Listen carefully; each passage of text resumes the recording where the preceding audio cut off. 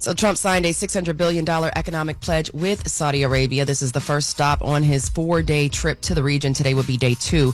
Now, the trip is focused on investment with several deals and agreements expected to be announced over the course of this trip. He also added that Iran, you heard it in the audio, Iran will never have a nuclear weapon. The president also made an announcement lifting sanctions on Syria. Let's take a listen to that. I will be ordering the cessation of sanctions against Syria in order to give them a chance at greatness.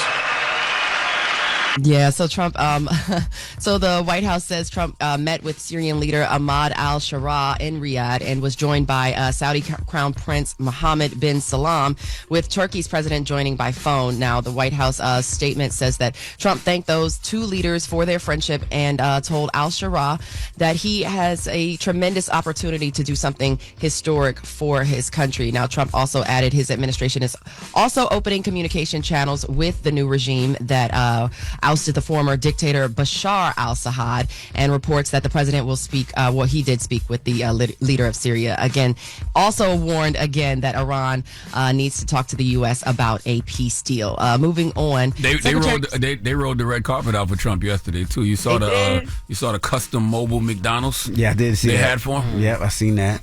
And I had a question. You know, we talked about it yesterday, but they said that jet that they were gifting him, is that a gift for him personally, or is that a gift is that the new Air Force One? I was just confused. Man, knock it off. He gets it when he gets out of office. That's his. That's his? Yes. Oh, I didn't know. That's what I was asking.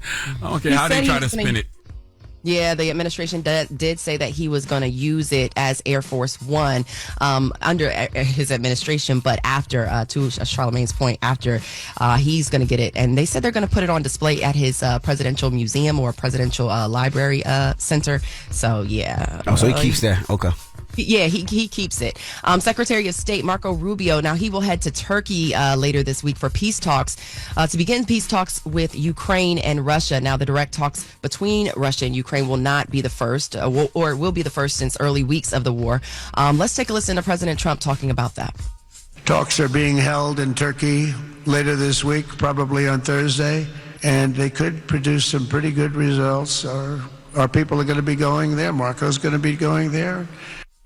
So Ukrainian President Zelensky said he will be available to meet with Russian President Putin, but Putin has not yet said if he was going to travel to Turkey. So we will continue to keep you posted on all of these international stories as they seem to impact the world, and of course, and how they will impact us here on the home front.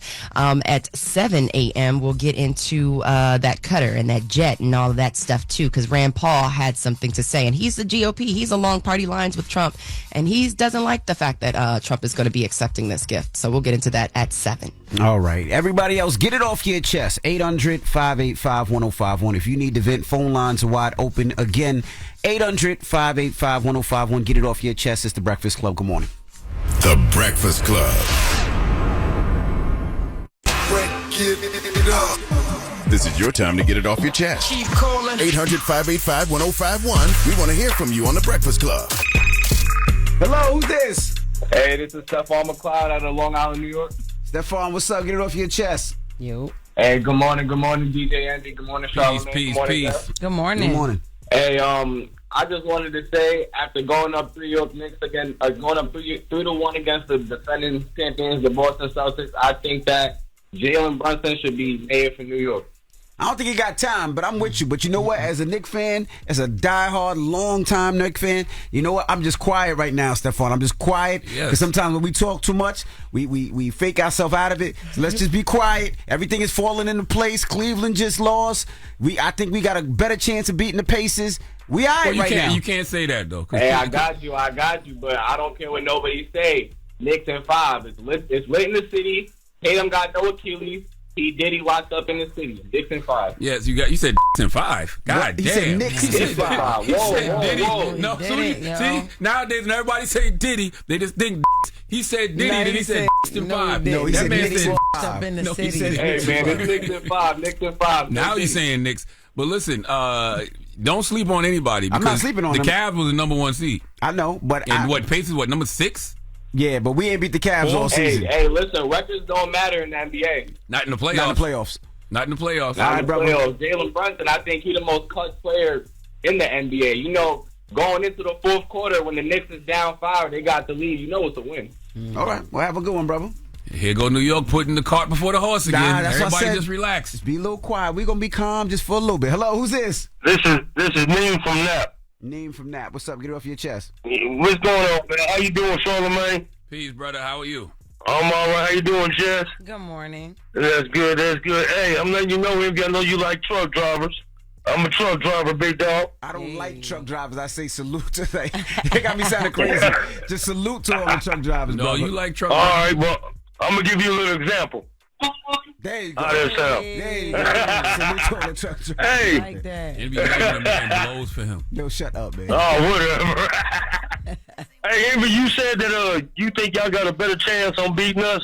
The Pacers. Beating the Pacers? Over the Cavaliers, I think so. I think the Cavaliers was a great squad all Yeah, but season. the Cavs was the number 1 seed. The Pacers Right. was number 4. But that's what I'm saying. That's why I feel like we got a better chance of beating the Pacers than the Cavs. And the Cavs but the beat us Pacers all. just showed you that's not accurate. They just Okay, the well, seed. Well, I mean, the Cavs had a mess again. I think we fared better with the Pacers than the Cavs.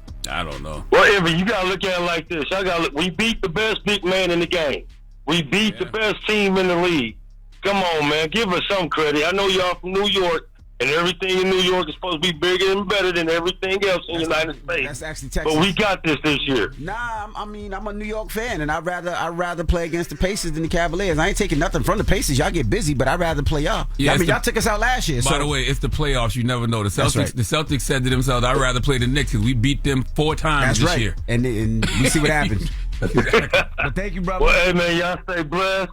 Thank you. And, hey, enjoy y'all the rest of the week. Y'all have a good time. You Thank too. Be you. safe on them roads, brother. All right, thanks, man.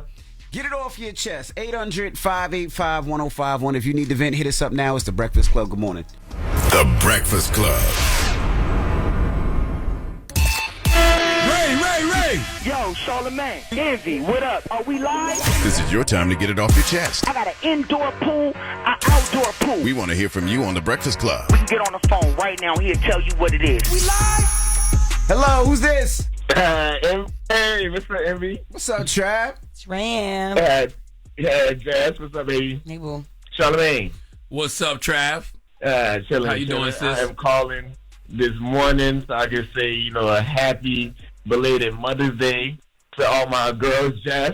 Yes. Thank you, happy baby. belated Mother's Day to you, my girl. Thank you, boo. Charlamagne, you're a mother to the world, so happy Mother's Day to you too, baby. Well, thank you. I mean, listen, I think you should tell men Happy Mother's Day because we make women mothers. A clown. No, you didn't. But do you say Happy Mother's Day to mothers on Father's Day? Yeah, you But should. listen, They make us fathers. I do want to say a special Happy Mother's Day to someone. I don't think I've ever mentioned this, but I was one of the first ones she told. But Happy Mother's Day to my friend, my little bestie, Taylor Hayes. It's her first Mother's Day. Aww. So I'm so excited for her. I'm going to be a gunkle, y'all. A the hell I'll be a little gunkle. gunkle. What's up, Gay uncle? uncle. A gay uncle. Yeah, that's right, me and Charlamagne the gunkles, y'all. Hey. Hey, back in the 90s, they wouldn't let the gunkle around the kids. You're an idiot. Goodbye, Back in Trav. the 90s. I don't know what you're talking about. My gay uncle was around me. I don't know what you're talking about. And then you ain't been the same since. Oh, God. Oh God! But no, but seriously, God. but I do want to say Happy Mother's Day to my beautiful friend Taylor. It's her first one, and yeah, I'm just so happy for her. Yes, and, we happy for Taylor, too. Yeah. Have a good one, brother. But And all right, yes, we're y'all. happy for Taylor. All right, We happy babe. for Taylor. She already stressing her poor baby daddy. That's all right. He deserves it. He deserves it. You got to hold that baby for all that Poor P. time. That's right. Hey. Poor P is crazy. He be all right. Damn. Salute to poor P, man. We Yeah. praying for P, man. Hello, who's this? Hey, good morning. This is James calling from North Carolina. James from NC. What up? Get it off your chest, brother. Yeah, man. Have y'all seen that plane that's being given to Trump by the Saudis? Yes, We sir. haven't seen it, but we heard about it. I've seen pictures of the inside, man. That thing is like a flying mansion. I mean, it's nicer than most people's homes. Yes, 400 and something million. I mean, Air Force One is the same thing, but yeah, I get what you're saying. Just, yeah. Nah, man, this thing has an upstairs, 9 working showers, 9 working bathrooms with some of them having showers in them. You ain't never you seen the inside of Air Force One? Air Force One is the same thing. I mean, I'm sure Man, there's a newer I'm version. telling you, this I've seen the inside of Air Force One. This thing is luxurious, Charlamagne. I'm telling you, man. I believe you. Y'all will see it sooner or later. Well, we shouldn't see it at all, because accepting gifts from foreign nations is unconstitutional. Wild. As Nikki Haley said yesterday, it's just never a good practice. And, and this is Nikki Haley, who's a Republican. She said if this were Biden, we'd be furious. Yeah. She right about that, man. And some people are concerned that this plane's going to be bugged with, wires and whatnot, so they can lift. They got to debug that plane. They got to go over that plane 1,000,001 times. I said, but you don't know that. I said that earlier this week. This is the same group that funds terrorist organizations. Like, that plane could be bugged. That plane could be a bomb for all we know. How we know they can't just make that plane fall out the sky when they want to? Mm-hmm. Yeah. Well, y'all have a good day, man. Yes, too, sir. James. Get it off your chest. He got that plane. Remember on Barbershop when Ice Cube had Oprah's guest house on his wall? Mm-hmm. This dude got that plane on his wall. It sounds like he said they got a shower in it. I'm telling you, man. 800-585-1051. Now we got the latest with Loren. We do. So Cassie took the stand for the first day yesterday. Y'all know she's a prosecution's star witness. Mm-hmm. A lot of people feel like she didn't get the job done, but I actually think the prosecution took a win yesterday with her on the stand, and we're going to talk about it. Yeah, you were in court yesterday. Now, what's the outfit today for court? Oh, this is Milano Di Rouge, and I don't even know what the bottom. I think it's Mika's. I have the same. Yeah, thing. it's like an Mika's Instagram and brand. Micah's. Yeah. Okay. It's comfy. They're really nice, though. Yes, and they're shaped really well, right? But it's Nice so quality. comfortable. Today I had to get a little comfortable. Okay. You still look professional. Thank you. Lauren LoRosa is in court all week long at the Diddy case, and we'll talk to her next. So don't go anywhere. It's The Breakfast Club. Good morning. The Breakfast Club. Morning, everybody. It's DJ NV, Jess Hilarious, Charlamagne the Guy. We are The Breakfast Club. Let's get to the latest with Loren. Lauren becoming a straight fact. She gets them from somebody that knows somebody. She gets the details. I'm the homegirl that knows a little bit about everything. She be having the latest on this. The latest with Lauren LoRosa. Sometimes she have facts, sometimes she have details, sometimes she have a little bit of everything. What was the latest? On The Breakfast Club. Talk to me. So it's week 2 of Diddy's trial here in New York, and day 2 kicked off with Cassie, who was the star witness for the prosecutors taking the stand. Now, a lot of people feel like Cassie dropped the ball yesterday with her testimony, but I do not agree whatsoever.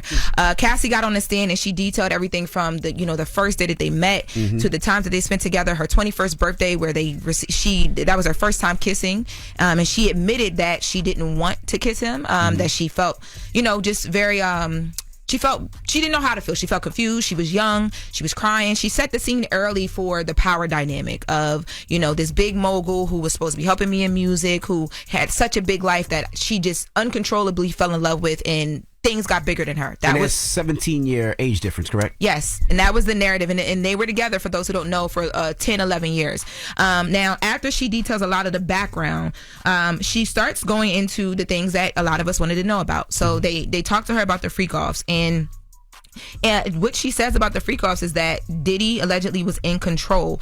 She says that, it was very well choreographed. Like, it was almost, when she was describing it, I was like, it sounds like he was shooting a music video. Executive producing. No, for real. She says that, there were certain supplies that they would have, right? So they would do, candles as the lighting, and it would always be like Glade, or there was another brand that she mentioned because he wanted it to smell a certain way. And then she Glade. says Candles. Then she says that they would get extra linens, and we've heard this story, but she said that because we heard before that there were extra linens because There's Dookie on the sheets. So what she said was she was actually made to have freak-offs during her period, and so there would be blood on a lot of the sheets, and she said she didn't want to do that, but she was being made to do that allegedly, and she also alleged that there'd be urine on the sheets, and we've heard testimony about the urine and why those things happened allegedly, and baby oil. She said that they would oil up so much. That was like a big thing for Puff allegedly. Like, you had to be oiled, that every 5 minutes they were like just re-oiling because he wants you to look like a shiny suit. Yeah, because it glistens, and I guess it's the sexiness of baby oil on He wants you to somebody. glisten like them shiny suits he used to wear in the 90s. This is so sad. I guess so. And then when we talking about the urine, she talked about that in one of the freak-offs because they'd asked her, we opened up our testimony or our opening statement to prosecutors talking about, you alleging that there was a male escort that was made to pee, or I'm sorry, that was made to urinate on you. You can say pee. Same thing. urinate on you. Can you detail that? So she starts to detail that, and she says that at one point she was choking, obvious reasons. And they ask, well, why didn't you just ask them to stop? And when I say them, she updated us and let us know. Who's the attorney, Riley Freeman? He says, why wouldn't you just move out the way? That's what he asked her for. Basically, they just asked, like, at this, because it didn't sound like she was being held against her will at that point, like physically. So they're like, well, why would you just, because she said she laid down with her hands up a lot of times when that was happening because she didn't like it and it was a lot going on. And she said that not only would the escorts do it, allegedly Puff would join in as well. And she said when they would get to a point where it was too much for her, sometimes he would tell the escorts, Puff would tell the escorts allegedly, like, yo, all right, let's stop, let's chill. So they asked her, like, why wouldn't you just tell them to stop yourself? And she said, I mean, I'm laying on the floor, and allegedly intoxicated by all these things, and it's two men standing over me. What am I going to do? So I just laid there with pee. Yeah, and so and the reason they ask that question is because they know the defense is going to ask that question, so they try to make sure that they ask questions that the defense are asked to, make it more comfortable. Yeah, but she broke the freak off down in steps as well. She said that the first step was there was like masturbation, and they would have to do masturbation. It would be her and the escort, and she would have to talk out loud and describe what she was seeing. She would have to be very descriptive because allegedly Puff would want to hear that. She said he would be blindfolded, right? No, not all the time, because once they got more comfortable with the escorts, from what it seems like she's describing, the blindfolds would come off and all that stuff. You got mad notes, Loren. I need to see those. And they're highlighted. I had to organize them better because I felt like yesterday I had a lot of information that I didn't get, so I organized them better. Highlights. I made notes in the back of important points to get to in here. You can read these notes. Loren is in the courtroom, aren't you? She's in the courtroom. That was a new notebook. I bought a second one yesterday. Yeah, that's crazy. So that first step was the descriptive foreplay, and then step 2 is the touching. Now, step 2, she alleges, is that's when all the baby oil comes out. Step 3 is oral, and she says that a lot of times she would rush to get to the oral because she just wanted to get it over with, because she kept making a point of she didn't want to do this. She just was doing it because she was so in love, and she said she didn't want him to go and do it with anybody else. Now, step 4 was the actual intercourse where they would engage in, sex, and she said that sometimes Puff would just watch allegedly, but then she said other times he might join in if they were really comfortable with an escort. I can't. No, you can't say that part. That would look like her giving Puff fellatio. Fellatio, yes. And the other escort having sex with her at the same time. Now, she did give us an update I didn't know if I needed. She said that a lot of times after they would finish, the escorts would have a happy ending, and Puff would make her take that happy ending and rub it on his nipples, and then they would engage in whatever they were going to do, just Cassie and Puff allegedly. So his man milk on Puff's nipples? That's what Cassie's alleging, that she that Puff liked her to rub it on his chest and on his nipples. Jesus. And so chocolate covered nipples with a semen drizzle. Yo, glaze. Shut up, man. And glaze. We have to say glaze. Oh, so, yeah. Diddy likes his nipples medium well with a semen glaze. Yeah, she said that anytime that she was having intercourse during the freak-offs by herself, and Puff would just be allegedly listening or watching, he would then ask her about it after, and he'd be very descriptive. Like, he would ask her, how did the D feel? Did she rub the semen in the nipples like a DJ scratches a record? Or did she rub it in like lotion? Keep going. She didn't really specify. Why are you answering him? Going back to, right here, clown. Look, you said that she said she didn't want him to do it with anybody else. Is that because she didn't want anybody to endure any, like, the things that she was doing, or the way that she put it, his girlfriend, like, what was happening? The way that she put it, she said it on a stand. I was a very jealous girlfriend when it came to him and other women, and she said, this is this powerful rich man who she was so in love with. She felt vulnerable because he had shared this secret of these voyeurisms and freak-offs that he liked to do. She didn't want another woman coming in and swooping up in her place, and a lot of times she alleges, and we saw actual text messages they brought up where she tried to tell him she didn't want to do a freak-off. And he was like, oh, okay, you're boring, you're predictable. I'm sorry, he said you're predictable. But it was giving the effect of, I don't want him to think I'm boring. I don't want him to think that I'm not down, so I'm going to just do it. So you don't do it with somebody else? Yes. Did he let the semen cool off? Or what does else? he like his semen warm or room temperature? I don't know the answer to that, but I will say she mentioned that he sometimes liked the oil to be warm, and they would pour wax on each other from the candles sometimes. Allegedly. The first day you were in court, you said everybody in the court and the judges and the attorneys, not the judge, the attorneys that were outside watching, and the press believe day 1 went to Diddy. So day 2, what did they say in day 2 went to prosecution or Diddy as well? People believe that it went to Diddy, but I would argue different. I would argue that day 2 went to the prosecution, because even if you didn't feel like they gave you all the evidence they needed, which she gave a lot. She said that they hired these escorts. She said that they engaged in, these sexual things with these escorts. She said Diddy got semen recipes. She said a lot yesterday that sets them up for the landing. They just haven't landed the plane yet. And I think that if anything, you walked away believing that this woman could have been taken advantage of. It's only day 2, y'all. But they also said people were leaving during, then people were snapping and sleeping. Was that true as well? People felt like the prosecution was taking too long to get to the gut punch. That's how people felt, because they spent so much time on their history, on why she didn't do this. They kept asking her a lot of the same questions about the drugs they were taking. But what I think that the prosecution was building is they were building character around this witness. So you have this pregnant woman that you're looking at, and she barely cried, right? I'm wrapping up right now. And is she taking a stand today? She's taking a stand again today. Realize it's 8 weeks. I'm just it's asking. only day 2. I'm just asking because she's there. And we already had semen on the nipples. We're going to bring this back in. Semen on the nipples. What was the family's reaction? What was her husband's reaction? What was the courtroom's reaction when they said he liked semen on the nipples? Let's talk about it when we we're going to bring it back in the next hour, because there's a lot more. Well, wrapping up the freak offs, and then we're going to go into we watched the video with Cassie in court yesterday. So that was another. What video did you watch? The video of the beating in the hotel. Those videos may not get played, but we'll talk about that. All right. When we come back, we got front page news, and Snoop will be joining us, and we'll get back to Diddy and the nipples and all that in a little bit. It's the Breakfast Club. Good morning. Wake up. You're locked into the Breakfast Club. Morning, everybody. It's DJ NV, Jess Hilarious, Charlamagne the Guy. We are the Breakfast Club. Let's get in some front page news.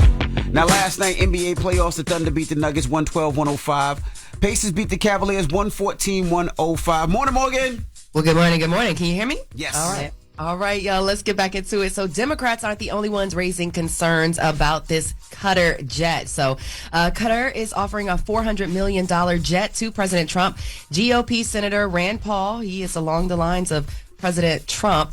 He's from Kentucky. He says Trump has no business accepting a gift of this magnitude. Let's take a listen to his comments. The Constitution in Article 2 talks about the president can't take emoluments or gifts from foreign leaders. And so there is a provision in the Constitution that says you can't do this. I think it's not worth the appearance of impropriety. Whether it's improper or not, I don't think it's worth it. Speaking from the White House on Monday, Trump said turning down a free jumbo jet would be, quote, stupid. Now, Trump will fly to Qatar for a state visit today, and the Arab nation is at the center of this controversy over this offer to give Trump this lavish jet. They're also expected to announce hundreds of billions of dollars in U.S. investments. So Trump is like, I'll take the plane if y'all go ahead and invest in it. But it's unconstitutional. You cannot take the plane. The U.S. Constitution prohibits government officials from accepting gifts from any king, prince, or foreign state. Full stop. So, we got not wrong. Yeah, we got to stop having this conversation like, maybe he can, maybe he can't. No, it's actually just unlawful to do. Like, he's not supposed to do it. It's unconstitutional. He hasn't done anything by the book. You think this is going to change it? Well, sure. I was just about to say, who going to check him, boo? The American people should check him. The elected officials should check him, because they're, at the end of the day, that president is beholden to the Constitution of the United States of America. If we're in a post-constitutional society, I can't even begin to tell you how screwed we are. Yeah, but we've seen a lot of the things that he did. So if he didn't follow the Constitution or follow the laws before, what thinks he gonna do it now? Once again, if we're in a post-constitutional society, I can't wait to tell y'all how screwed we are. Are we screwed? Okay, so you ready to be a slave? Because if we just saying F the Constitution, you ready to be considered three-fourths of a human again? Nope. No. Well, I never was, but no. Because you said again. But no, I'm not ready. I'm not ready for none of this. And Rand Paul, it's so funny. When I gave Donkey of the Day Monday, it was Republicans who I saw speaking out against this way before Democrats. Laura Loomer, the Nikki Haley's, the Rand Pauls, like they no, this is against the U.S. Constitution. It is. It's not lawful. It prohibits government officials from accepting gifts. It's so plain. So look, the fact that Republicans actually said that it was wrong, could he fire them? Like, could he? I'm sure. He can fire them. These are elected officials. They're elected officials, but I'm sure he's not happy. It's not that simple. I'm sure he's not happy with them speaking out against them, though. Absolutely, and hopefully they clock that T. Switching gears to immigration, a federal judge in Pennsylvania is now ruling that President Trump can, in fact, use the Alien Enemies Act to deport alleged members of foreign terrorist organizations.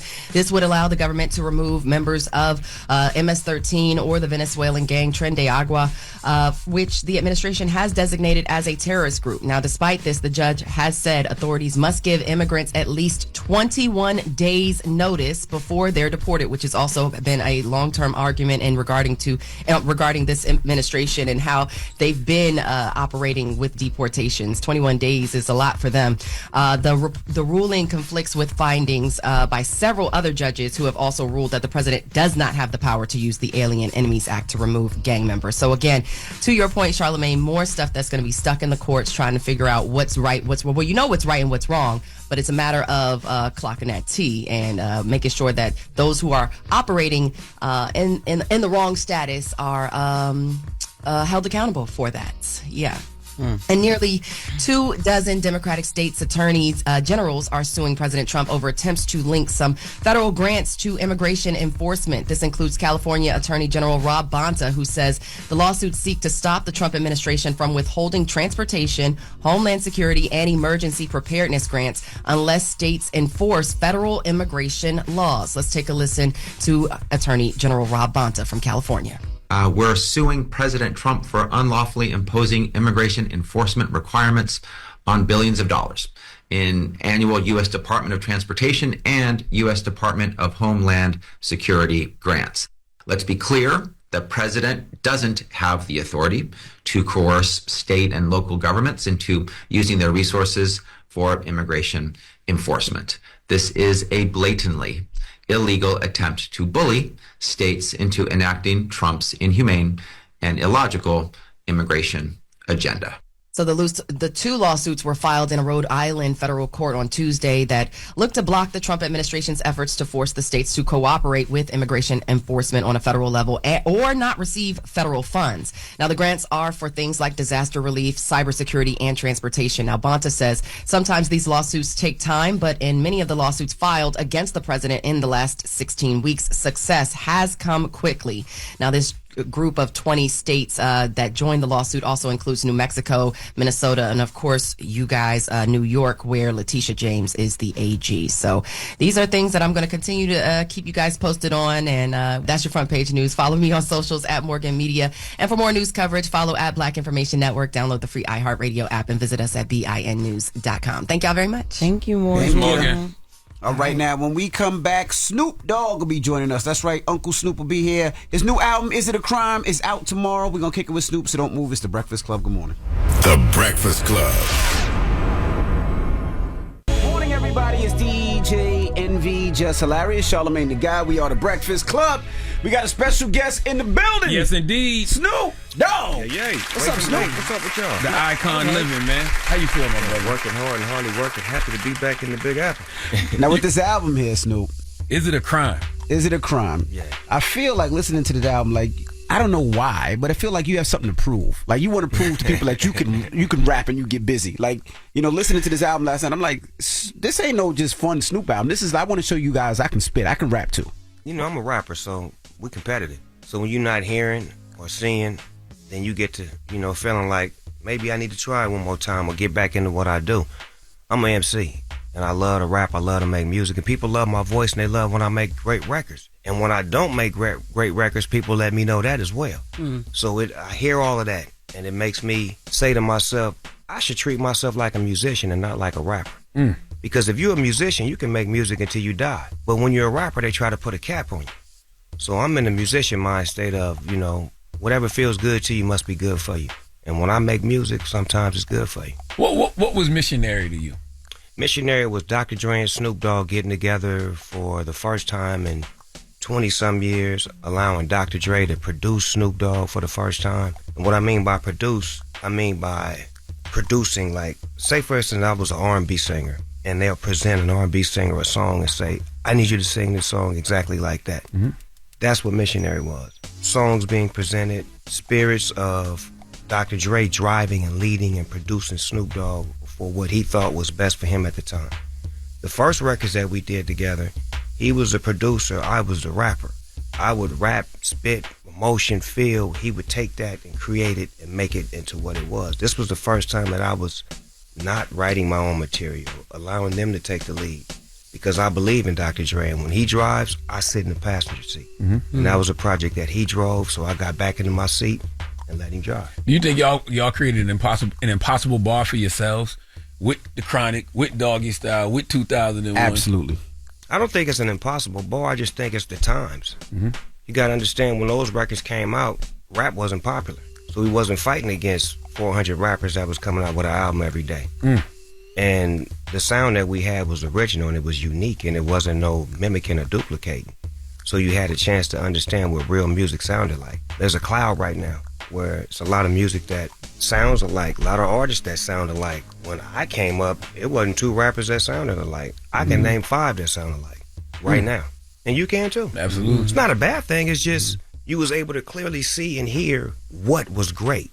Right now, you have to fight through so much to find out what's great. So to me, Missionary is great when you catch up to it. If you don't catch up to it, then it ain't meant for you. People forget how much respect that you have for B.I.G., right? Listen to this album, and I see you taking clips and bits of here, and it makes me realize, like, damn, Snoop really respected that man's craft and really loved him as an artist. But if you knew when he was alive, he respected my craft.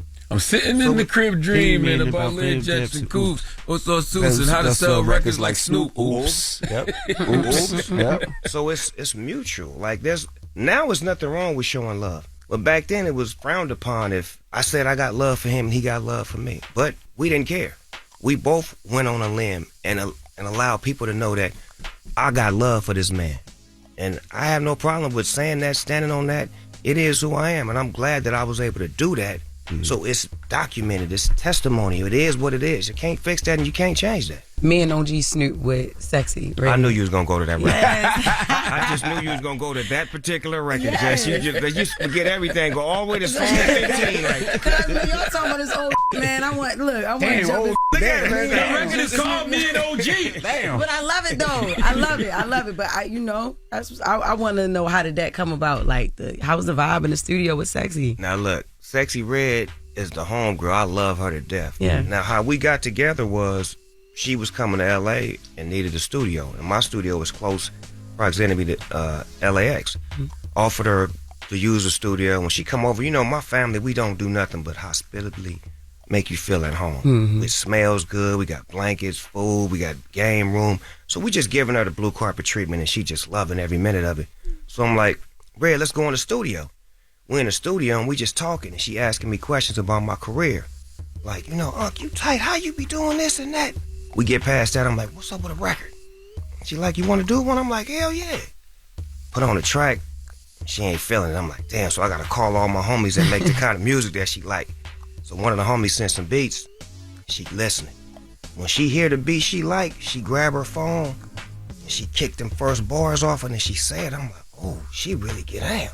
She go in the booth, she spit it, I spit mine, we listen to it, and we vibing, and then she come back to the studio like a week straight, and we just bonding like uncle and niece. It's just a relationship that we building it. So it was one of those things where it was a moment that we captured just because I was being hospitable to let her use the studio, and then the record came about because we just naturally connected with each other. My spirit is open. I've always been like that. I don't frown upon the new MCs, the new girls. I open up to everybody.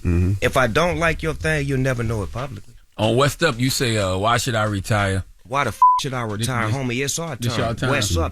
Do you feel like the West Coast is having some type of renaissance right now? Don't you? Yes. Yeah, I mean, I feel like, to me, the West ain't never left, but I've always been a person that... Are you kidding me? There's never been this many West Coast records on radio at one time. And trust me, it's not a lot now. It's just Kendrick. No, but that's just the point. When Dre, Snoop, Tupac, all of us was in our heyday, it wasn't spinning like that. Because it still was some hesitation on, we ain't them ain't here, we ain't playing it. Like, y'all know the rule. When they leave, turn that off. Now it's like it stays on. So I'm like, I can't believe they actually really playing. This is what I really love about New York radio. When y'all start opening up to the South, I don't really care about us because we was going to make ours. But when y'all open up to the South, that made me know that the hip-hop game was expanding because y'all used to on them bad. And we they cousins, so we used to feel it the second half of it. So when y'all allowed them to come in and get their expression off, that's when I was like, it's some great things happening in New York because it gives the game a chance to expand and not be trapped. Now look at what hip hop is now. It's global. So even at the peak in the 90s, right? I don't even want to call it the peak because y'all been going for a long time. But when, it was the Chronics and the Doggy Styles and Pac was out. This moment right now feels not like bigger this. than that? No. Oh. Because we had a bunch of us. Right now it's like K-Dot is standing up top. At that time, we was all on the mountaintop. Like you got Cube, 40, Show, Dog Pound. It was just some West Coast heavyweights. Right now, Kendrick is the heavyweight. So it's like that's why I'm coming back, so I can get his back to let him know that the OG stand with him and got his back. You understand what I'm saying? That's what we do as musicians. We put our flags down and we let people know that we do make great music representing our coast. But it's not a coastal thing because we make music for everybody. Did y'all ever talk after he dropped Whacked Out Murals? For what? I mean, just to have a conversation? What's there to talk about? That's my little homie. He spoke his mind. He said what he said. And like I said earlier, as an older guy, sometimes we don't have radar on what we doing. Just so y'all can know the scenario of what happened. It was a repost from Gin and Juice that Who Kid sent me. Damn, Who Kid? But it had that song in it. I don't even know what the song was. I just reposted on my because it's my brand. Then when I get wind of it, naturally, I reach out to nephew, let him know, my bad, I didn't mean that. And naturally, he responded the way he responded. But we family. Like, you can't have a spat or a misunderstanding with your brother, your cousin. Of course. That's how it's supposed to be. It ain't supposed to get no bigger than that. It's supposed to be understood. What's understood don't need to be explained. See, a big dog can get checked if it's by the right person, if he got the right intellect. There's nothing wrong with being properly put in place if you out of place. That's what's wrong with half of us, that we feel like the young generation can't tell us nothing. You used to be young too. And you had a mind and you had a spirit, and sometimes the young generation can teach the old dog a new trick if he willing to listen. We're still kicking it with Snoop. Now on the album you talk about Nate Dogg and Nate Dogg's catalog. So break that down and what are you doing with that if you own it? I said I got Nate Dogg catalog in the pipeline. Yeah, Warren G told you to get what's mine. I got Nate Dogg catalog in the pipeline. Right. So basically what that is, it's more about lining up business for us to be able to own our thing. Nate Dogg's estate is with his family. Warren G's is with his. Mine is with mine. It's just a line of ownership. You understand what I'm saying? Teaching ownership through lyrics, because a lot of us make records, get our publishing up, and then we sell it. And then we think we did a good thing. You know, that song is called Sophisticated Crippin', and you do say Warren G said, get what's mine. What does Warren G mean to you? Warren G, probably the best friend that I got that only me and him understand each other. Like the passion that Warren G has for me and had for me as an artist in the beginning. It's like Don King, like a promoter who promotes a fighter. Like believing in Snoop before anybody else, and then seeing Snoop do what he does and still having that believability, and watching our friendship grow into like grown men and fathers and losing people in our lives. You know, when he lost his mom, I didn't understand, but I was there for him. Then when I lost my mom, I didn't understand he was there for me. There's been certain situations where we have become super close behind tragedy and behind love. And then at the same time, you got to look at this music industry. This music industry is trifling. It's crazy. You think about how he brought me to Death Row, but Death Row didn't sign him. That's crazy. So there's a lot of animosity and frustration and anger in him off of that. Not at me, but at the situation at home. And as an artist, if you pushing for me, you want for me to do this. But as an artist, I'm feeling f***ed up because they left my homeboy. So it's like, these are things that we never had a chance to like fully get an understanding on, because it's pain. It's like the pain I had to deal with when I went through whatever I went through. Sometimes as men, we know how to express that, but as a friend, we always there for each other. So if I can make that as the point, our relationship is like that, where it's more getting into life rather than music and fun.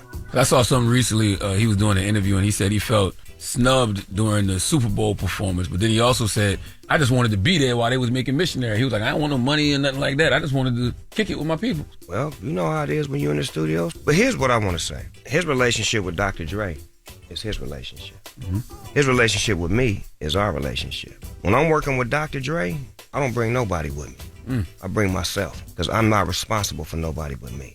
Now, if Dr. Dre wants people to come, that's his job to say, I need this person, that person. I've always been that way when it's time for me to do a job. I don't like bringing to the job that I'm going to be accountable for. All I can be accountable for is me. So when I come to work, I show up by myself. When I work with Pharrell, by myself. Dr. Dre, by myself. Certain I don't bring that with me because I don't know what you're going to do or how you're going to act. So when I'm going to work, when you go to work, who you bring with you? Just my brother. Who you come to work with? It's myself. God. Hey, see what I'm saying? So it's like, imagine you got to go. I'm finna go to work right now. Y'all come on. How much work you going to really get done? Yeah. You know, I wanted to ask, as an OG, back then dealing with the press and public was easier, right? It was magazines, Channel 11 News is gone. But now you got social media. So when you look at all the stuff that you do, whether it's the football league that got so many kids in the NFL and the give backs and all the things that we can go on and on and on. And then you hear people's opinions on when you did the crypto ball. Does that bother you? No, I call it 30 for 30. Let me explain that to you. I DJ'd at the crypto ball for 30 minutes. Made a whole bunch of money, made a lot of relationships to help out the inner city and the community and teach financial literacy and crypto in a space that it don't exist. That's 30 minutes. 30 years, Snoop Dogg been doing great things for the community, building, showing up, standing up for the people, making it happen, being all I can be. So which one is it? 30 for 30. 30 minutes or 30 years? Oh, is it a crime? Nope.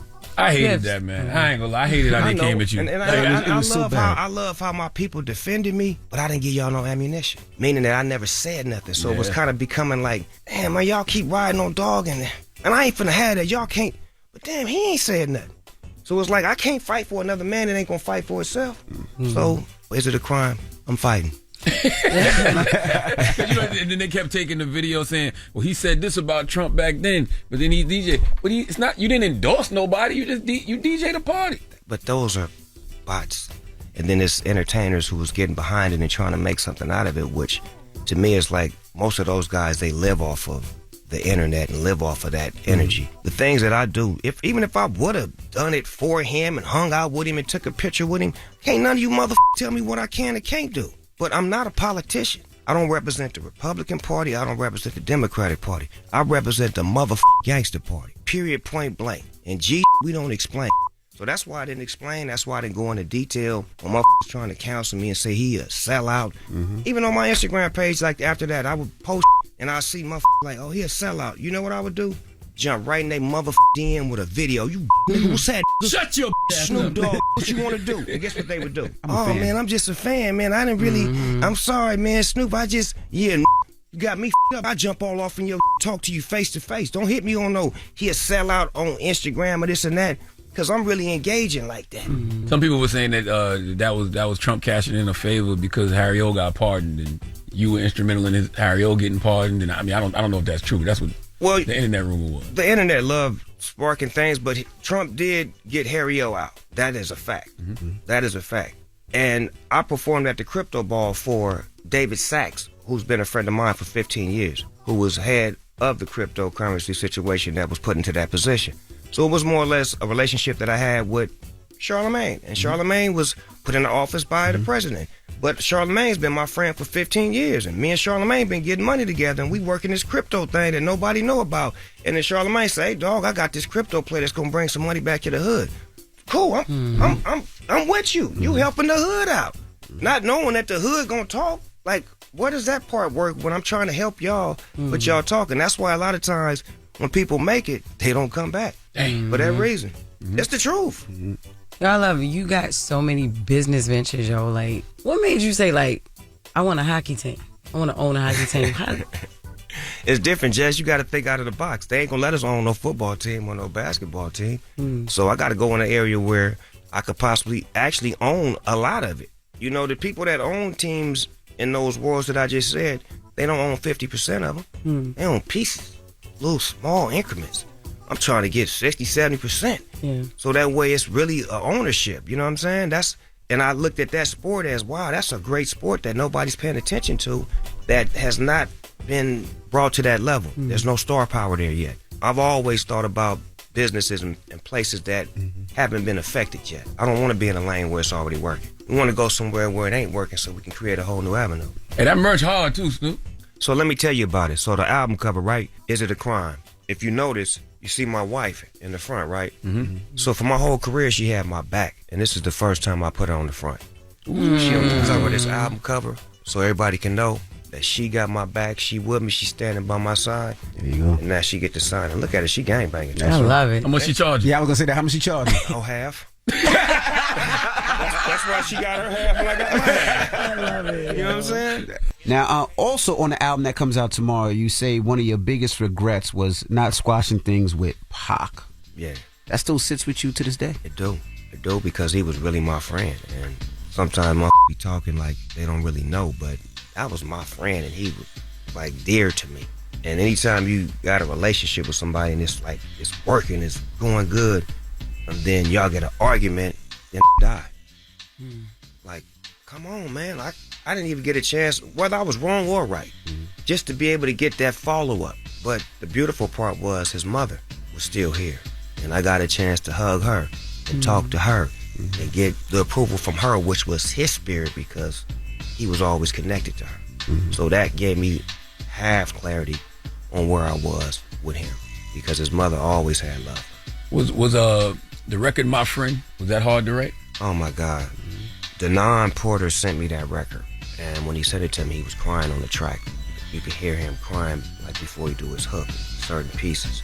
And it took me like 6 days to even write my first couple of lines. And then when I wrote them, I went in the booth and I was like, my spirit was like sad. I was like, I can't be crying singing this song. So then I got my spirit right, put the lyrics down, and then I sent it to Denon, and he tells me, and I didn't tell you, but I lost my brother too, right after you. And I'm like, damn. It just was like the spirit of both of us losing our brothers, me writing this lyrics to this song, and then it was the point of listening to the song. I swear to God, man, I cried like the first 20 times I heard this song. I just got past the point now where I can listen to it and watch it without crying. But if the wrong people in the room, I'm gonna cry. You think you'll be able to perform it? No way. Dang. It's that deep. And I never thought I would make a song like that would make me cry. You crying off your own song? I'm open like that. You pause. You know you use that one. Pause that one. Now. Young ain't gonna get me. Pause. When you lost people like that close to you, do you ever feel alone? Like, because you Snoop, right? You walk in the room, you an icon, people idolize you. But when you in a room full of people, do you still feel alone because you don't have those people that was that close to you? You know what? Music sparks that. Certain songs, like if these 3 words come on, I'm gone. I'm gone. Because it's when the last time that they heard him say your mother and your brother, it's like, why is you, come on, Stevie, you hurting me right now. Like that record right there, when it comes on, I don't care where I'm at. I could be in a gang meeting, a real serious gang meeting, and they be like, yeah, cuz we finna go on a mission, and hey man, time out, man, the meeting over. It's one of them records, man. Has anybody ever tried to outsmoke you? Yes. And them died. Like, you know how many people, Jess, you know how many people that did try to outsmoke me? It was this one girl that wanted to smoke with me, and we had like a guitar like right over there, so she smoking with me. All of a sudden she fall, bam, and her wig is stuck in the guitar. No, man. And like, help her out. We like, no, leave her ass over there. She wanted to smoke with the dog. Like, I get challenged all the time, and my thing is, do your thing. You world up one good time. When you did that commercial, or you put on your story, your Instagram, that you were stop smoking weed. Yeah. You thought I had cancer. You just thought the worst. Because everybody was like, I'm not smoking no more. Snoop's quitting, I'm quitting. Like, I see so many people say they were quitting. Meek Mill was out there like, I'm quitting too. Everybody. Coy Leray quit. See, that everybody lets you know quit. the dog has a strong. Absolutely. You do right, they'll follow. Did they all give you the middle finger after? Like, they was mad. But some of my businesses like Double Dutch told me they thought like my cannabis businesses, they was in shock because that's what a lot of money I make, and they was like, stop smoking weed. And I didn't tell them, so when they finally got the word, they was like, oh my God, we thought we was gonna lose the business. I'm like, no, just work with it, dog. You still get high? I'm high as right now.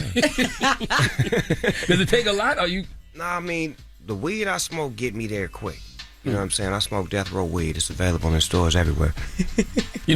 Fat Joe, I saw Fat Joe saying, because he got the new pod with him and Jadakiss, And he said Kendrick Lamar surpassed you and Tupac as the most dominant rappers of the West Coast. What are your thoughts? He can't say that. He's not from the West Coast. And that's no disrespect. That's just facts. That's like me coming out here saying that Jay-Z ain't the king or whoop, whoop, whoop, whoop. I don't know who run New York. This y'all's. But I do know when it comes to the West Coast, everybody riding with Kendrick.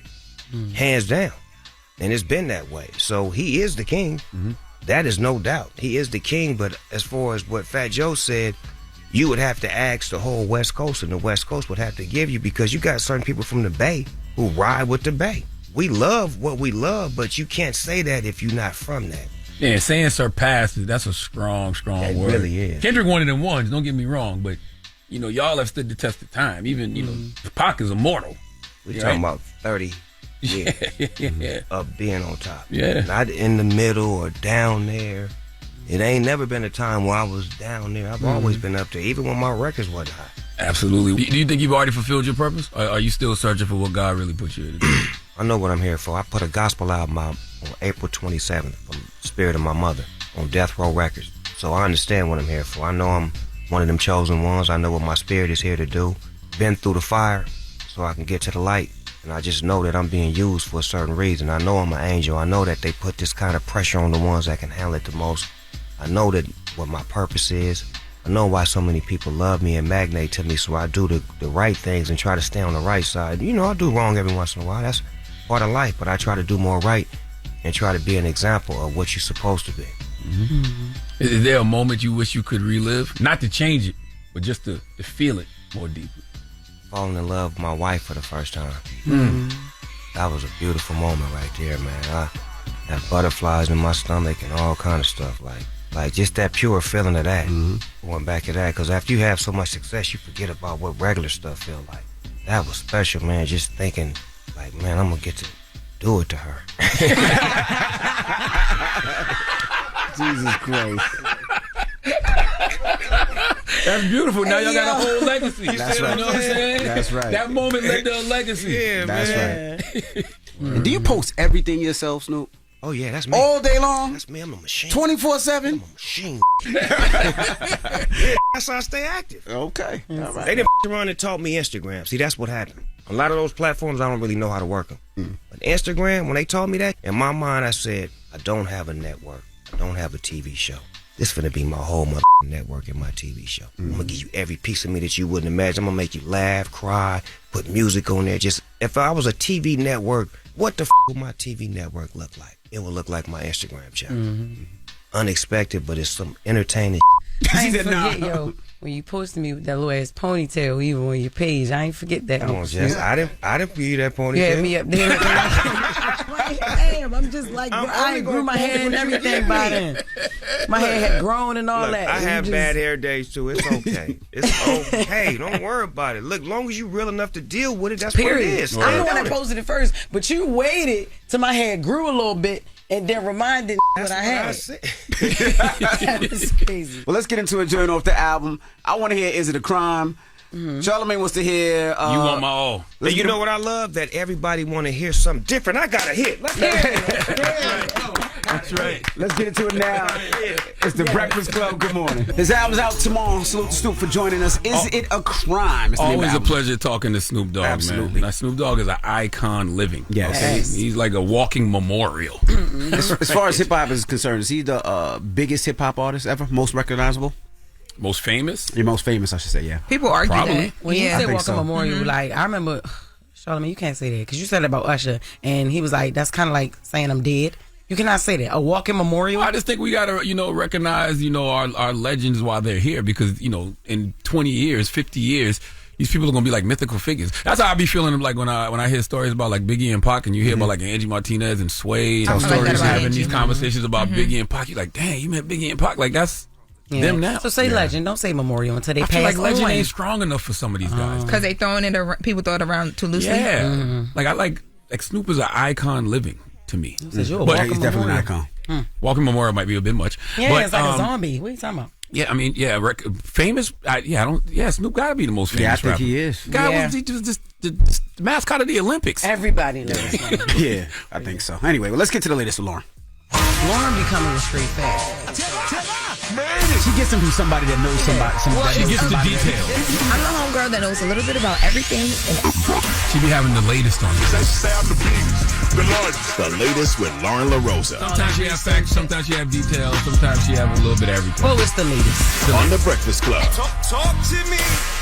So there's an update in the Tory Lanez stabbing situation. So I don't have an update on his health, but I do have an update on the attacker, the alleged attacker. So the person that is alleged to have stabbed Tory Lanez is a man who was serving a life sentence for a murder charge. And according to reports, this was not his first violent incident behind bars. The California Department of Corrections and Rehabilitation Center told TMZ that Tory Lanez was allegedly attacked by a fellow inmate named Santino Casio.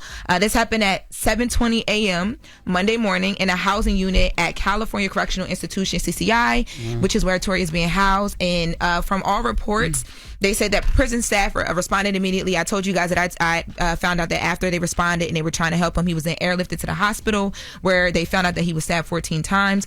What's his name again?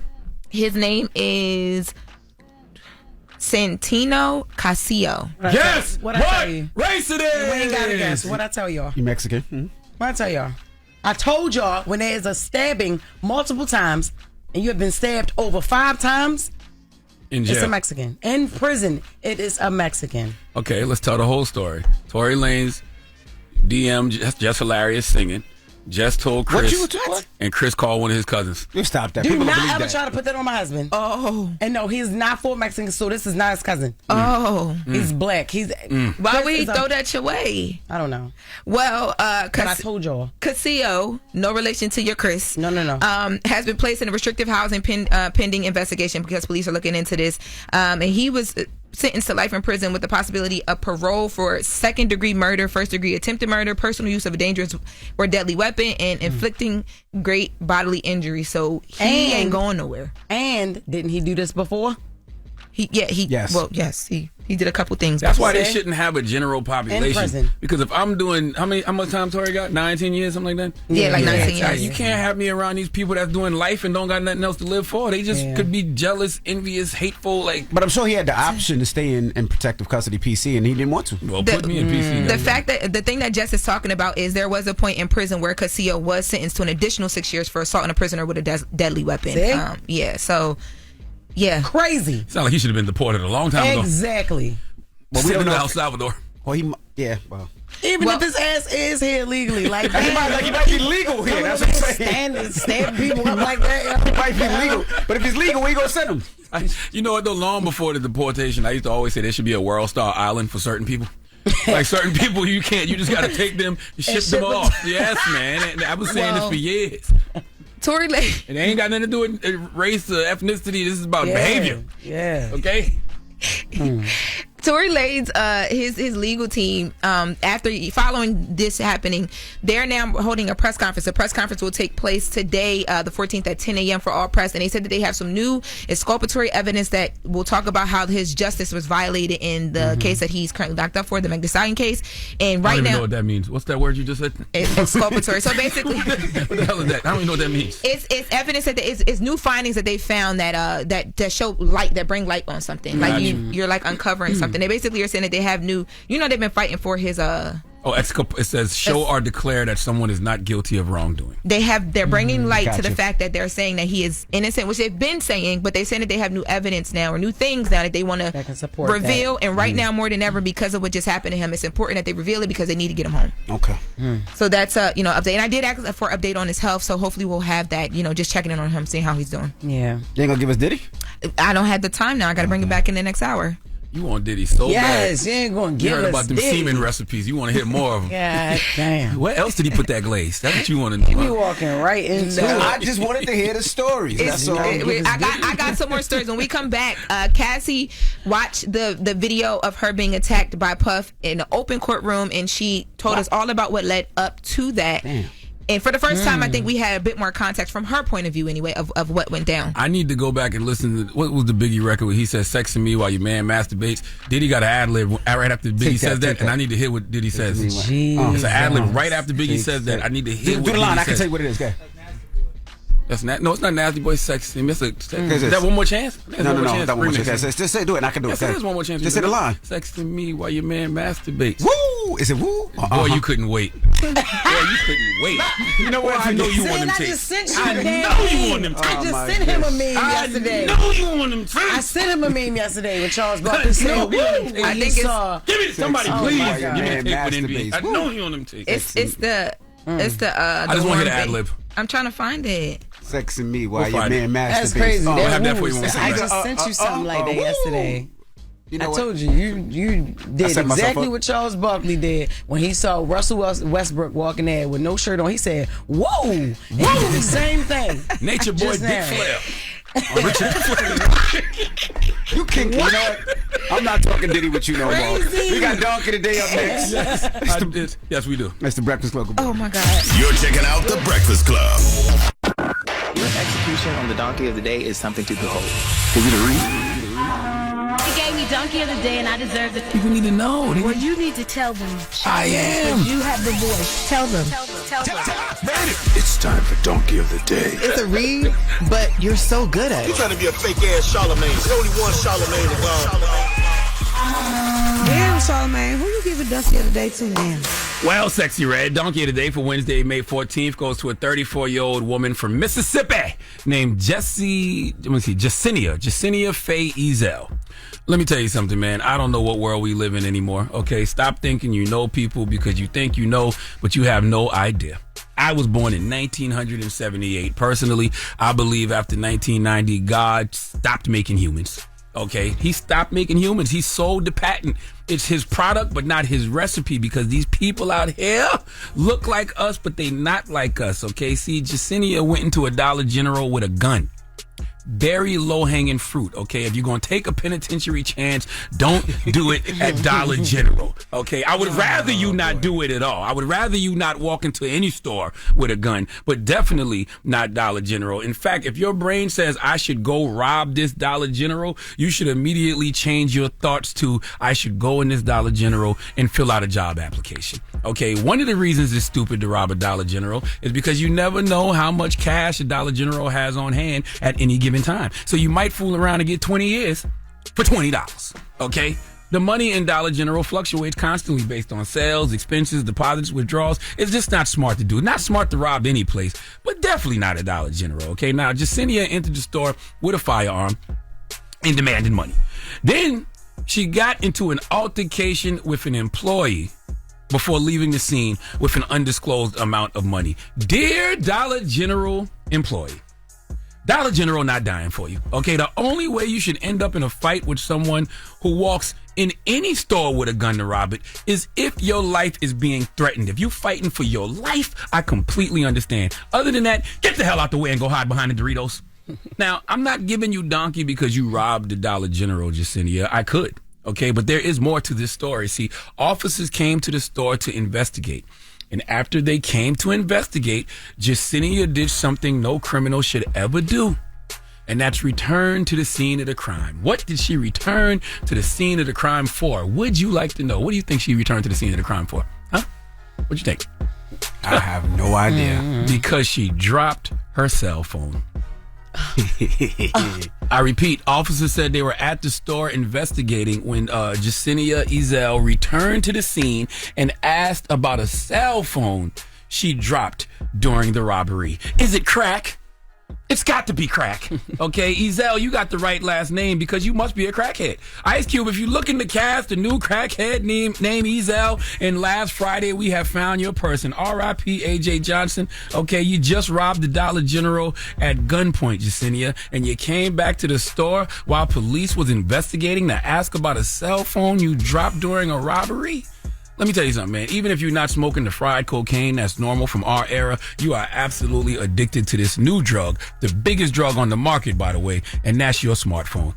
Okay, once again, smartphones making dumb people. We love these devices so much. We treat them like they are the 79th organ in our body. We treat them like they are our hearts, our lungs, our livers, our kidneys. We are addicted to these devices. No doctor has universally diagnosed us with phone addiction, but it's obvious. Okay, all of us exhibit behaviors and symptoms that suggest a strong dependency on these smartphones, and this right here is just the latest Example. Some donkey todays just sell themselves. Please give Jacinia Ezel the sweet sounds of the Hamiltons. Oh, now you are the donkey of the day. You are the donkey of the day. Yee-haw. You want to play a game, or we think we got to figure it out? We can play a game. We got to figure it out. You don't think so? You think we got to figure it out? Play a game. Ask him first. Okay.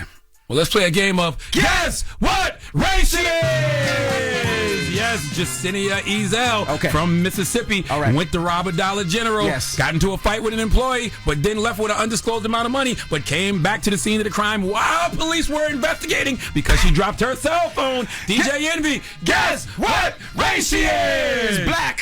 Damn. I don't like how you said that so quickly. Why? Why you think that got to be one of us? Just a hunch. Just a hunch. Huh? Okay. Just a hunch. Okay.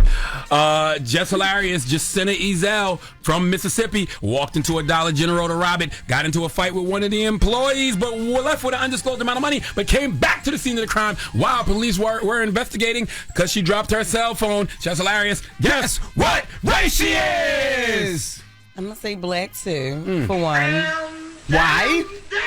Ezel is her last name. Okay.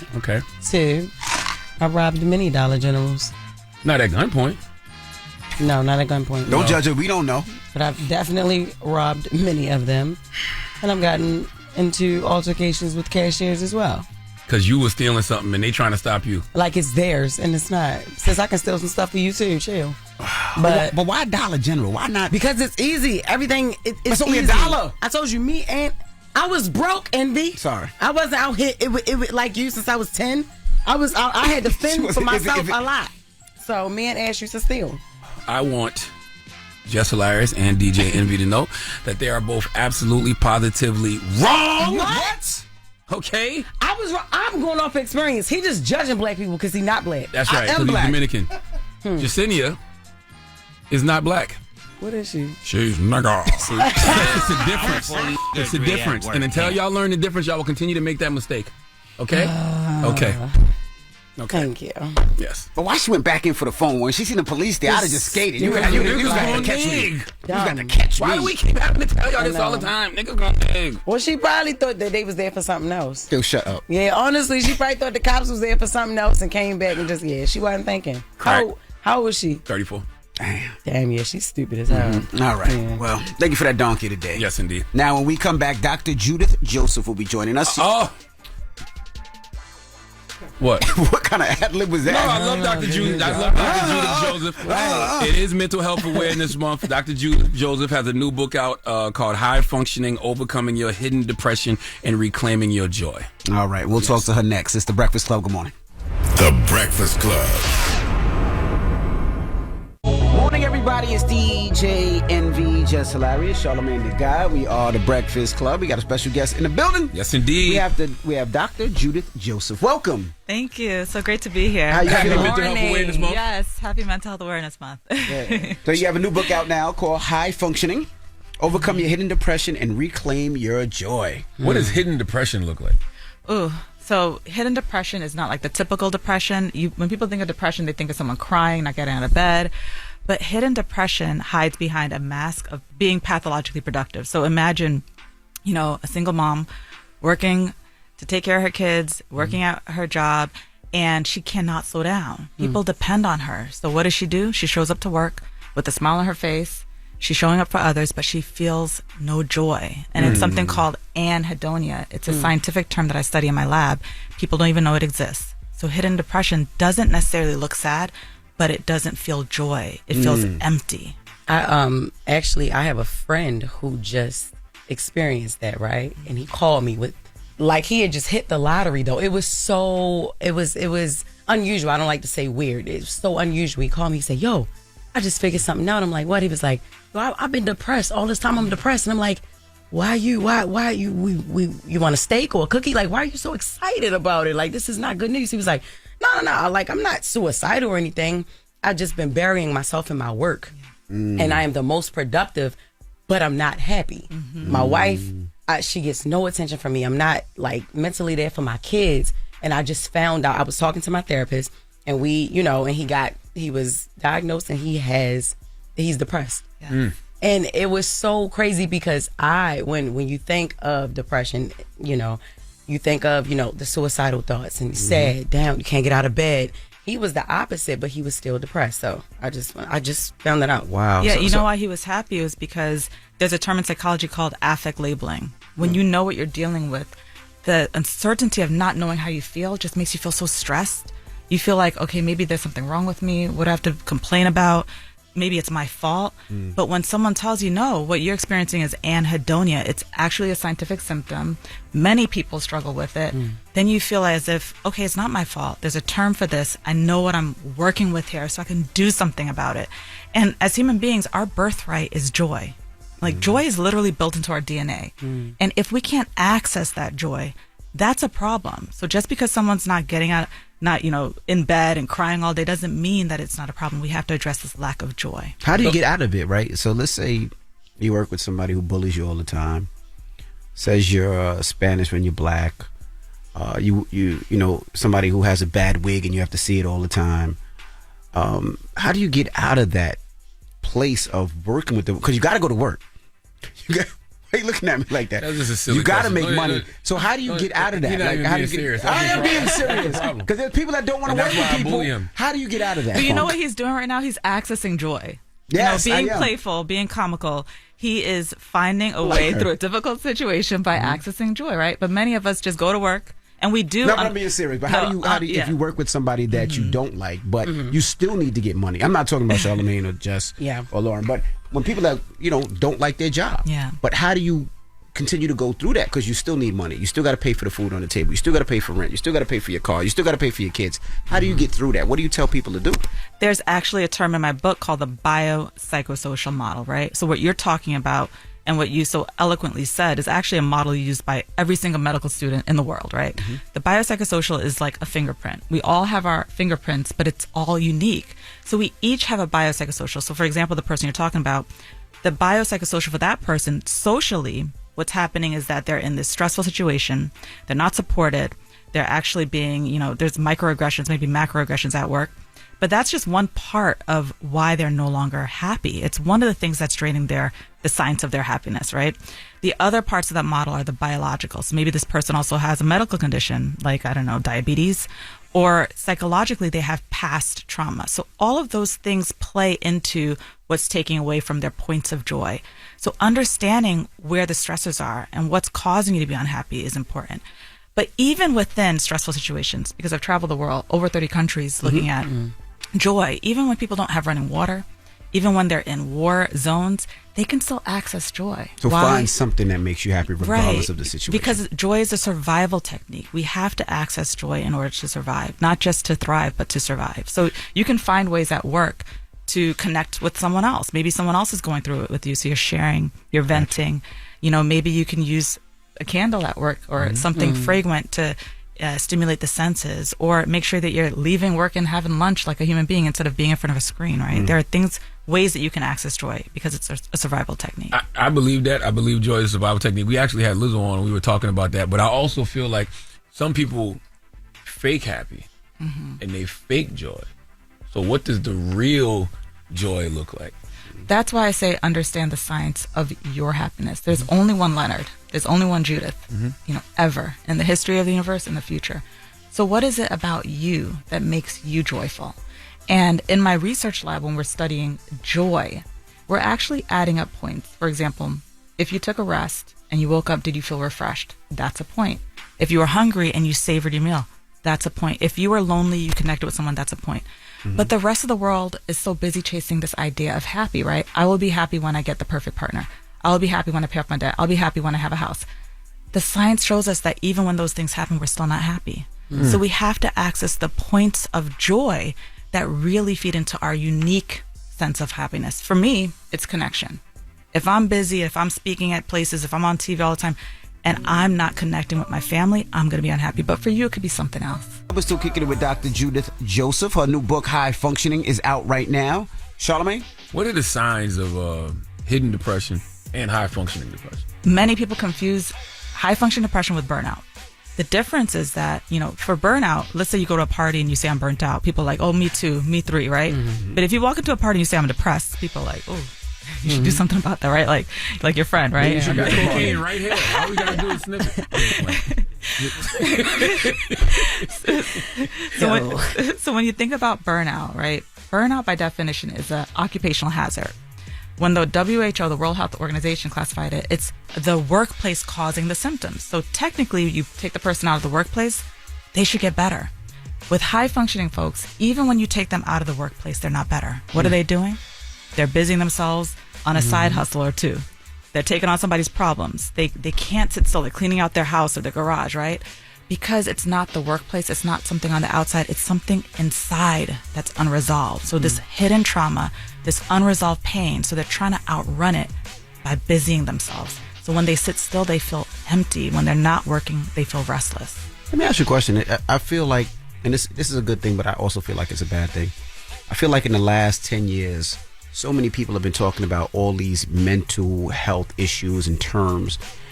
Does it sometimes feel like it's an overload? Because it's like, you get a pain, right? You Google it, and then there's 30 things that's wrong with you. Now you're even more confused, right?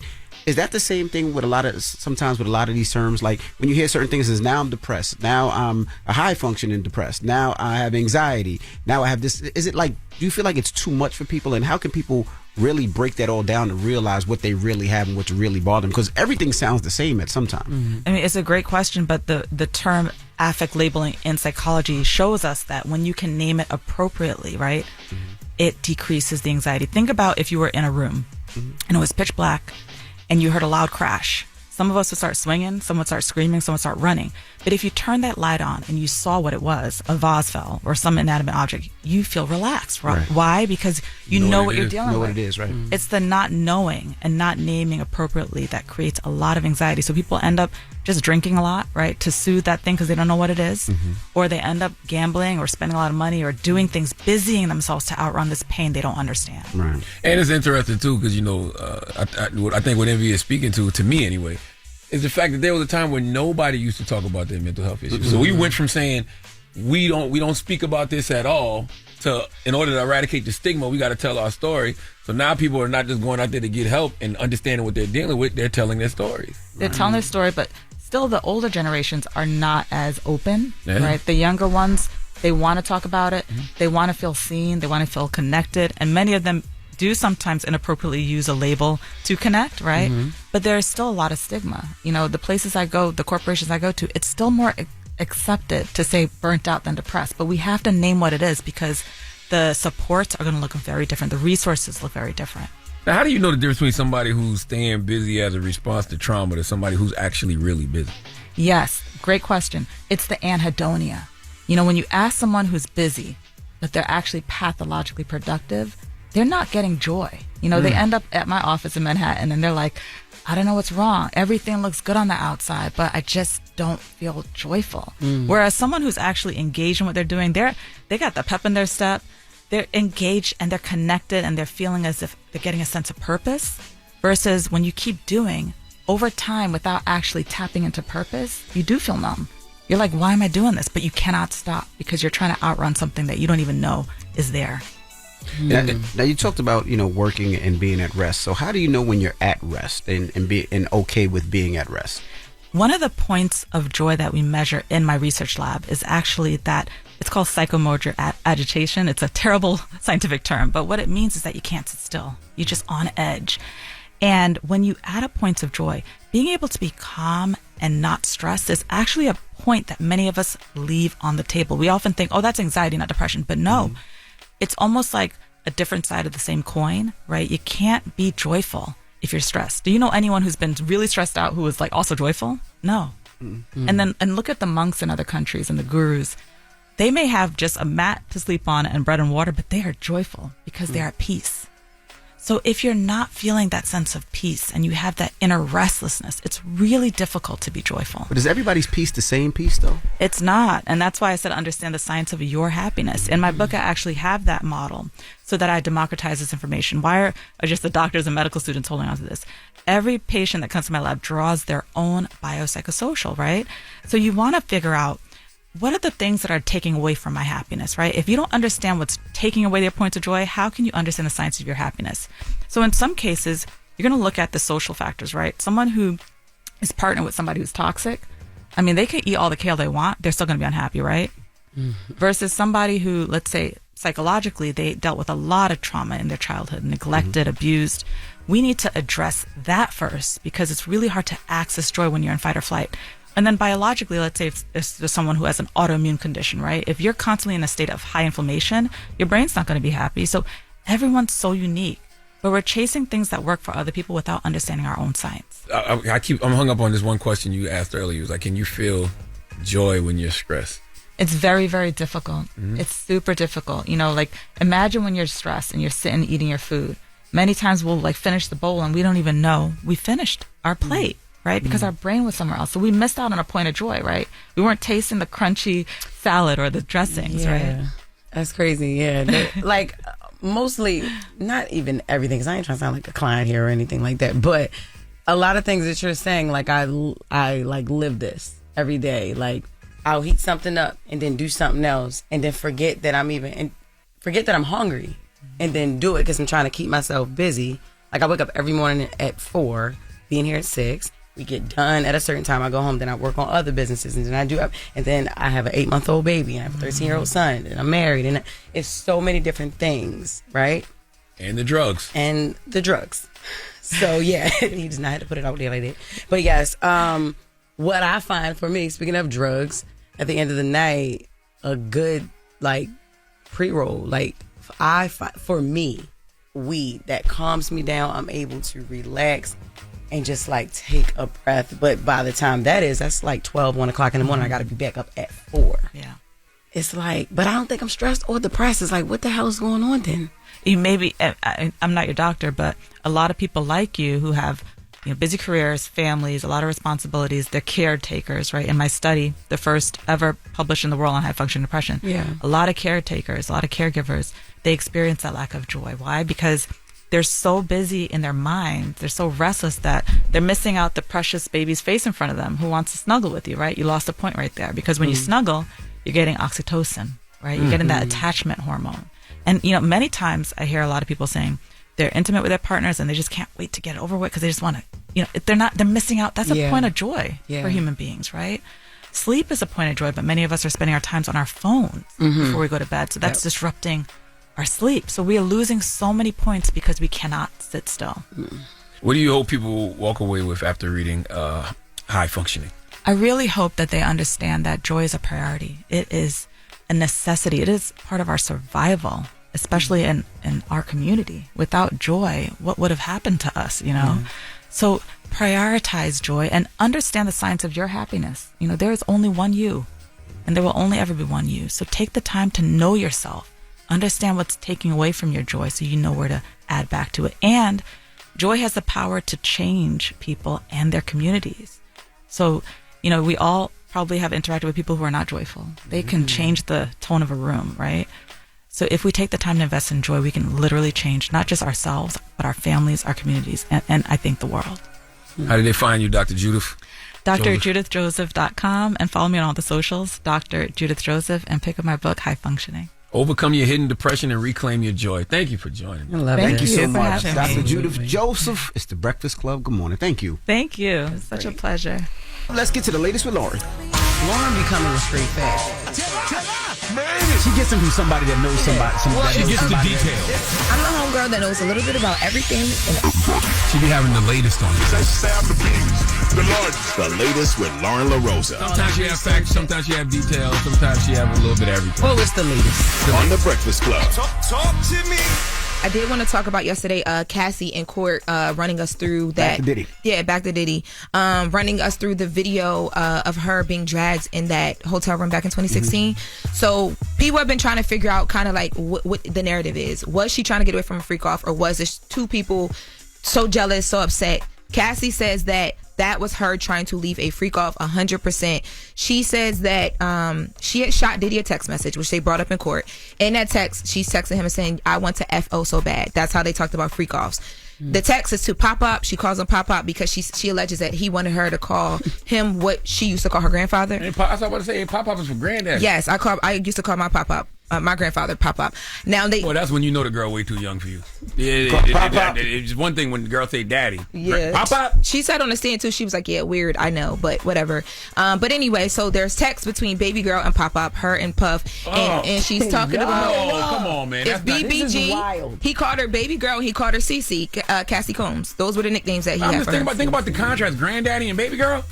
BBG and Pop-Up. It's Pop-Up. Pop, but come on, y'all. Come on, guys. Come on, man. Well, but that's crazy. Yeah, well, so in the text messages, she's saying that she wants to freak off, and people, and I think the prosecutors brought this up early because they want to get ahead of it, because she's saying she's initiating it, right? But she's also alleging at the same time she was trying to get away from it and couldn't. So she said that the reason why she shot this text and the reason why they were even in that hotel in LA the day that she got dragged back in 2016 was because she had this major movie premiere coming up on Monday. That video that we saw, she alleges happened over the weekend. She believes it was Friday. She said she initiated that freak off because she wanted to make him happy. When he was pleased, when his moods were great, she would be okay. She didn't want anything to ruin the premiere. She didn't want to be told that she couldn't go or that, to have bruises or anything allegedly. So she said she did the freak off. They got there, they were drinking, they were partying with one of the escorts, a male escort, and somehow she ends up getting hit in her face by him. He allegedly punches her in her face. She's bruised in the face now, and she said at that point she's like, I gotta get out of here because if it gets worse, she's thinking about the premiere and she's scared. So we see her in the video trying to get away, and that's when she says that she alleges he dragged her back into the room, took her stuff back into the room, but she was trying to explain why she was even there in the first place. And again, just, quickly put in context to that video, she said this is her trying to get away, can't get away, but doing this because if it makes him happy, she can be in some bit of peace. What was the reaction in the courtroom when all this was happening? Even the semen on the nipples. Like, what was the reaction with Puff, the family, even Cassie's husband who was there? Like, I think so. I was sitting behind Cassie's brother and Cassie's husband. Her brother was a bit uneasy when they were playing the video. They didn't really react too much to the whole semen on nipple and a lot of stuff with the men. And I don't know if it's because everybody knows that we're all watching them. Neither did Puff's family. But there was one point where they talked about all the drugs that they would be on during these freak offs, because she said she wouldn't remember a lot of them because of them. And they asked her, well, how were you reading up on drugs? How did you know who to call? And she said it was because of Diddy. And then they asked her, well, whose drug contact was it? Like, whose drug dealer was it? And she said she alleges it was Puff's. And I watched him, and Puff was looking at her. He was like, he made this face like, come on, man. And I was like, oh, wow. And that was the first time that I saw him visibly, like, because other than that, it was blank stare at her the whole time. I wonder, didn't they arrest one of Diddy's drug mules? Remember that little white dude? Mm-hmm. He's not on trial? I don't know if he's going to be included in the trial or not. So far, the witness list, all we've heard from was one male escort, Cassie, the LAPD security guy that was like security at the hotel. How was she doing it? Because she's pregnant. So how was she doing? Does she need multiple breaks? Is she in took pain, two. Or Yes, she like, took two breaks. Mentally? She took 2 breaks. She asked for one of the breaks. While she's on the stand, she's doing a lot of like this, like holding her stuff, and she cried a little bit. Contracting. Yeah, that would be like crazy. 8 months. Yeah. She cried a little bit in the beginning, like the opening of her testimony, but she held it together very, very well. Listen, I told y'all yesterday that video is going to be the most damning piece of evidence in this case, because it's almost impossible to see that video and give Diddy the benefit of the doubt for anything. And I know folks, say, oh, he's not on trial for domestic violence, but the beating part is part of the coercion and manipulation that defines trafficking in a court of law. When you get people to engage in sexual acts through violence or drugs or emotional manipulation, that all constitutes trafficking in a court of law. I guarantee you what you're going to see over the next few days is them defining what sexual trafficking is. They're going to be talking about the Mann Act. They're going to be talking about the coercion and the manipulation, the combo of drugs and violence and the emotional manipulation that he allegedly used to get people to do sexual things. I guarantee you they're going to start talking about the transportation of prostitutes That's all of They're that goes setting into it a up. sexual trafficking thing. I agree with what you're saying because they set it up real good just to bring that landing in. What's the difference between Go a ahead. prostitute and an escort? So the way that they were having a conversation yesterday was like escorts are people that like not even an escort, but they were calling them escorts, but a lot of the men that they were enlisting from like Backpage, Craigslist, and these like male service escort services. Backpage is old, right? Were people that were supposed to be there. They come and you like enjoy their time. So like y'all going off Craigslist, bro. Shut up, and man. she was having to use her real phone number to respond to the ads. There was booty on She Backpages? didn't have to post. She didn't have to post them, but she had to use her real phone number to respond to the ads. She said. But to answer your question, they're still really defining it. But from what I'm getting from it, it seems like an escort isn't supposed to be having sex with you. They're supposed to just be there and like you enjoy their time. You might date with them. They might come and do like bring a stripper. They might come or, and then you take that and rub it on your nipples. Don't give me the line. This is why I don't was get mad into right that. now.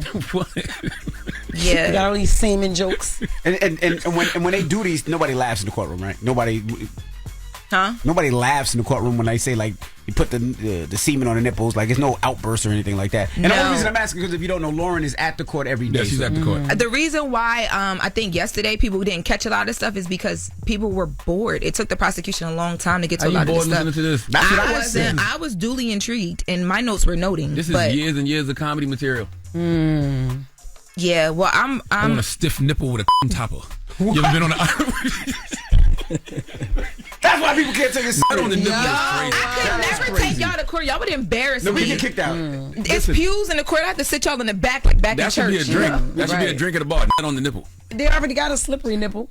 The slippery nipple See is what I'm already saying? there. And this is a slippery nipple. Yes. When you take that semen and rub it on the nipple, it becomes slippery. And they my gonna God. start glazing the rim. Imagine all of it, and the kids got to be in there watching it. The girls didn't leave yesterday either. Oh, during the nipple? They didn't leave during anything. They stayed during the whole testimony. Oh, their daughters. Yeah, and it was Diddy was straight face at Cassie. During the video, I do feel like Alex Fine, he had a couple stares for Puff. This is why we need the Boondocks. This is why you need the Chappelle Show. Okay. This is great material, guys. Jesus Christ. All right. Well, I'll be back with more updates because today Cassie's going back on the stand, and then she's going to get cross-examined at some point. I think we got about like 2 more days with her on the stand. So Well, head your ass to court and good luck. thank you. And we'll talk to you later on today. Yeah, once Loren goes to court, we don't see Loren again until 7 p.m. Because they take my phones. I know. I be feeling like I be coming out like, woo, fresh out, first day out. Like it'd be tough. All right, the mix is up next. Loren, thank you for the latest. It's the Breakfast Club. Good morning. You're checking out The Breakfast Club. Morning, everybody. It's DJ NV, Jess Hilarious, Charlamagne the Guy. We are The Breakfast Club. Salute to Shaquille O'Neal. Shaq has us on, so Shaq says, good morning, Jess. Good morning. What up, Shaq? And he said, tell Charlamagne he ugly as hell. Tell Shaq I look like a 5'6" him. Okay, I've heard people say that. People be like, "Yo, you look like Shaq, a short Shaq." people have told me that before. They were like, "Yo, you look like a short Shaq." Damn, I've said That's that crazy. before. And then Hey, they just called you ugly. I want to tell Shaq something else too. Shaq, I don't need you taking no days off from inside the NBA. No disrespect. I ain't like the combination they had up there yesterday. You know what I'm saying? Dwight Howard is cool. I like Dwight Howard doing commentary someplace else. But I'm used to a certain combination on inside the NBA. I like Chuck, Kenny, Ernie, Shaq. Okay? Yep. During the playoffs. I agree ain't with like you. what I was watching last night. Salute to Jalen Rose. Salute to Dwight. All of them. But that ain't the combination. That Hey, what wasn't was the you doing, Shaq? Where the hell were you? Where was you at, Shaq? He was busy. And I mean that respectfully because I like all of these guys He probably was individually. traveling. Yeah. But they sound good together collective. Not last night. No, when Shaq is there. Oh yeah, when it's Shaq, is there. Ernie, Chuck, and Kenny. I ain't no. Yeah. I didn't like the combo last night. No. They trying new people? No, Shaq probably had something to do. Oh, right. So they just fill in. Shaq is probably opening up another Papa John's. Oh, right. Shaq was probably opening up another build. You know, Shaq Okay. doing everything, so All right. who knows with Shaq. Salute to Shaq. Well, you better not take too long because somebody steal his job. Damn. No, not the person, not Dwight. That ain't gonna happen. He ain't got- Shaq probably like, that's what y'all got filling in. I'm good. Dwight good on his podcast, but I just don't like that combination. I didn't like that last night. All right. And don't forget to get your tickets this weekend. Your girl Jess Hilarious and your guy Desi Alexander will be at Harris. Harris. I keep taking the H off. They No, was in the it's comments Harris. in my ass. I guess Harris. Hard Jess. H, pause. So hard H. Harris. I will be there.